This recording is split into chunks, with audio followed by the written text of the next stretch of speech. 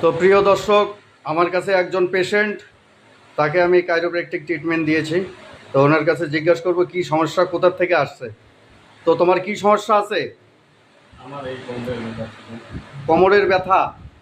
কোথা থেকে আসছেন? আমি আসছি বীরপাড়া থেকে। বীরপাড়া থেকে। কতদিন ধরে ব্যথা? মোটামুটি ২-৩ বছর থেকে। 2-3 বছর ধরে ট্রিটমেন্ট অন্যান্য জায়গায় করছিলেন? আবার আচ্ছা, কম হচ্ছিল কিছুক্ষণের জন্য কম হয়। কিছুক্ষণের জন্য। তো আমার খবর কি করে পেলেন? এটা একজনের মাধ্যমে পাইছি, উনি নাকি এখানে ট্রিটমেন্ট করে গেছে। আচ্ছা, উনি ভালো আছে?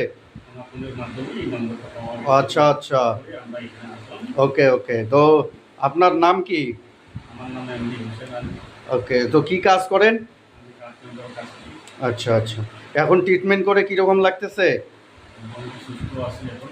কোনো ইনজেকশন, কোনো মেডিসিন দেওয়া হলো?